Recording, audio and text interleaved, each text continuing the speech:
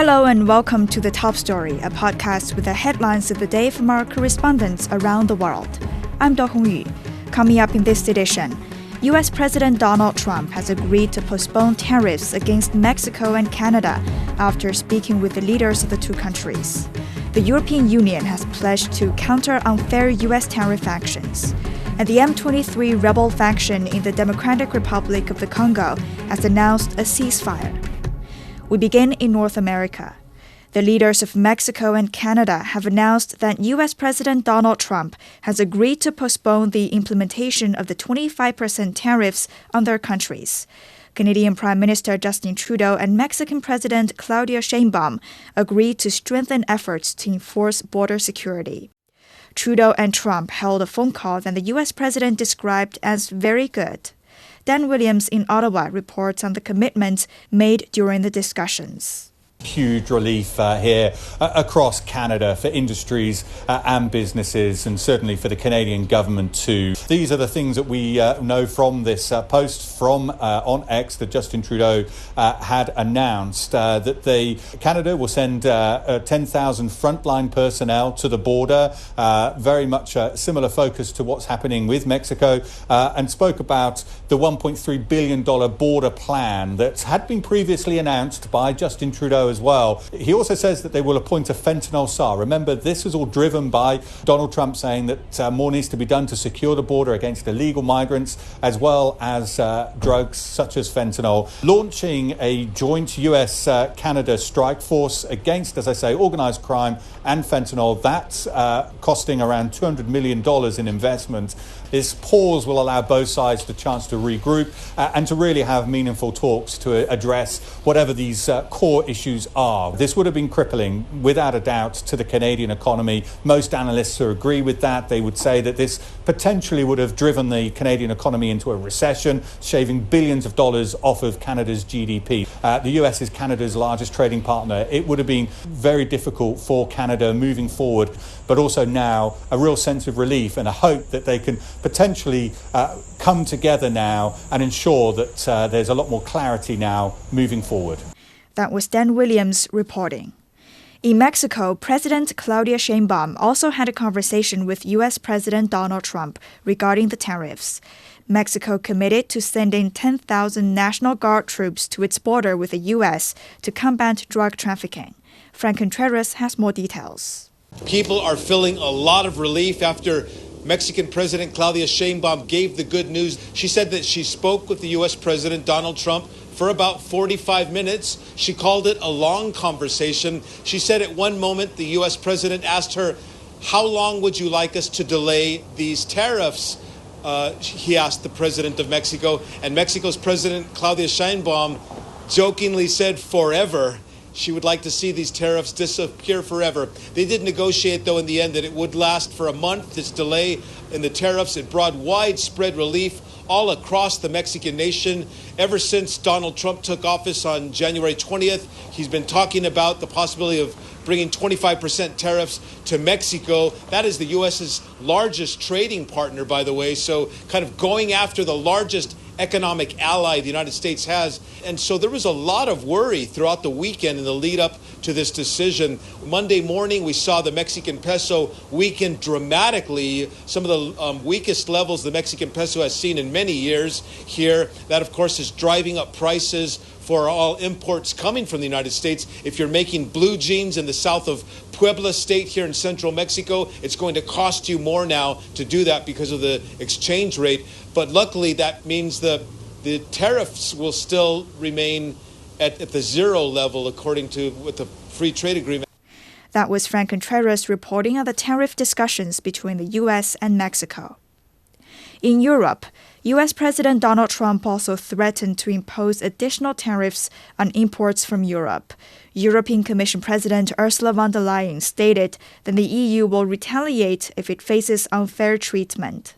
EU leaders who attended an informal retreat in Brussels also vowed to hate back. William Denslow has more on the EU's reaction. heading into this informal meeting here in Brussels, we heard from Donald Tusk, the Polish Prime Minister, who said it was time to work to end this stupid trade war, as he put it. He also said it was a major test of the essentially the sovereignty, the collective strength of the EU going forward.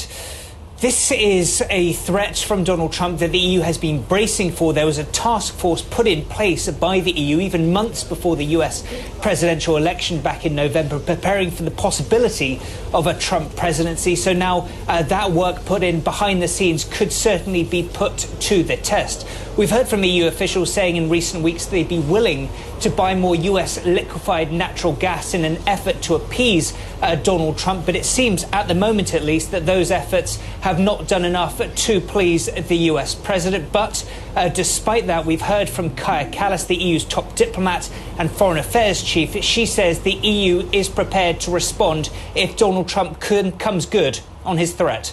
There are no winners in trade wars. We are very interlinked. We need America and America needs us as well.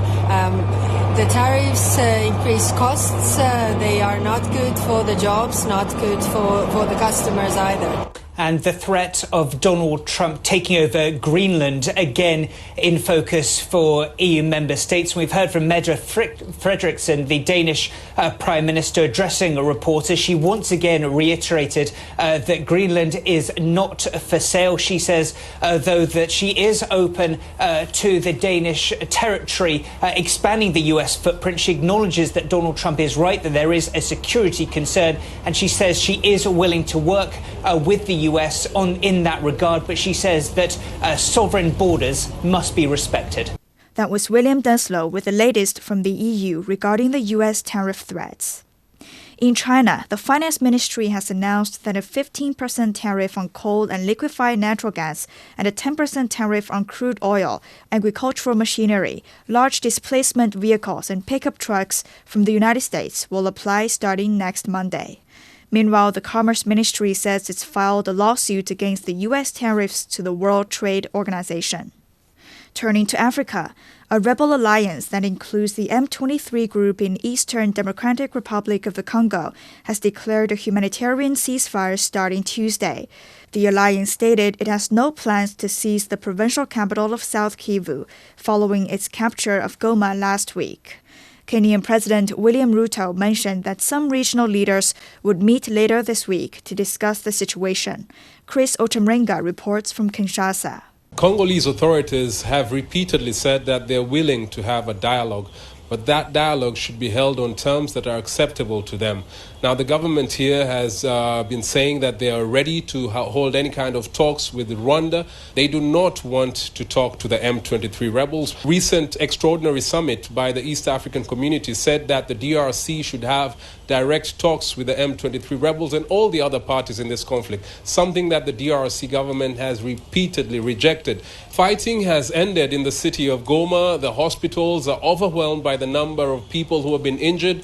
We've been told by the DRC government that more than 770 people died in this week of fighting. And we've also heard from the people in the areas that shops have started opening, but there are some organizations and civilians in Goma who are accusing the M23 rebels of stealing cars. And so the situation is still very tense. People are trapped in their homes. We've been told that many of them do not have adequate food, water, medicine. Some of these international humanitarian organizations that have been supporting them have suspended operations. We're also reliably informed that there are troops from Burundi who are supporting the Congolese government to kind of stave off the attack, the advance of the M23 rebels. The government hasn't issued any official communication whether there's any area that has fallen into the hands of the rebels, but people are very worried. They are trying to mobilize to defend their city.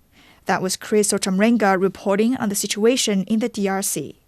Meanwhile, the UN Health Agency reports that at least 900 people were killed in last week's fighting in Goma between rebels and Congolese forces. United Nations spokesperson Stefan Dujarric provided an update, expressing concern over the growing health risks.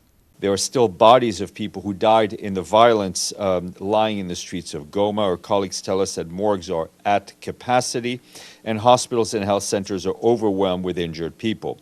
while efforts to chlorinate water are underway with the support of our humanitarian partners. The lack of drinking water is forcing people in Goma to rely on untreated water from Lake Kivu.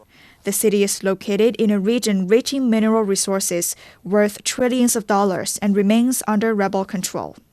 Finally, in the Middle East, more than 40,000 Palestinians have been killed in Gaza since Israel began its war on Hamas after the group's attack on October 7, 2023. Over 1,000 were injured in Israeli bombings. These numbers could increase as many people are buried under rubble or remain missing. Rami Al-Magari has more details. Thousands of people have been missed during the war, and no one knows about their whereabouts, about their fate and destiny. These are found under rubble, under the destruction that is left by the Israeli war on the Gaza for 15 months now. In different parts of the Gaza Strip, like the northern Gaza Strip, the Gaza City where we are, in southern Gaza Strip, after the Israeli agreed to the truce deal with Hamas, many people, or hundreds of thousands of people, have returned back to their homes in northern Gaza and Gaza City, and these people had to find their corpses of their beloved ones under rubble.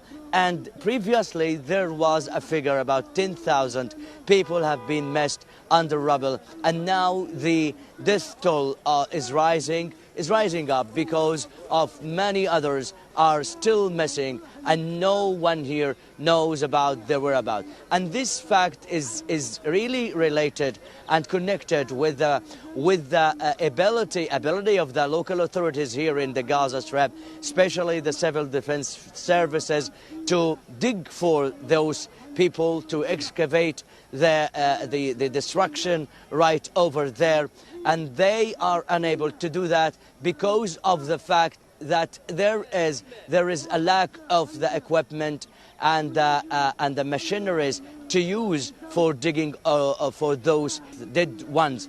And there was a statement by the civil defense services in the Gaza Strip calling on the international community to help bring those needed equipment and machineries into Gaza so that they can be able to do that as best as they can. Still, there is a very sharp shortage and lack of these equipment and machineries.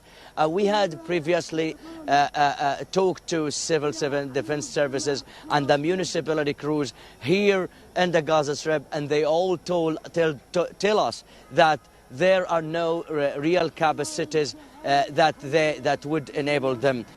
That was Rami Al-Magari reporting on the current situation in Gaza. Before we go, here's a recap of today's top stories. U.S. President Donald Trump has agreed to postpone tariffs against Mexico and Canada after speaking with the leaders of the two countries. The European Union has pledged to counter unfair U.S. tariff actions. And the M23 rebel faction in the Democratic Republic of the Congo has announced a ceasefire. And that's it for this edition of The Top Story, a podcast that brings you world headlines every weekday.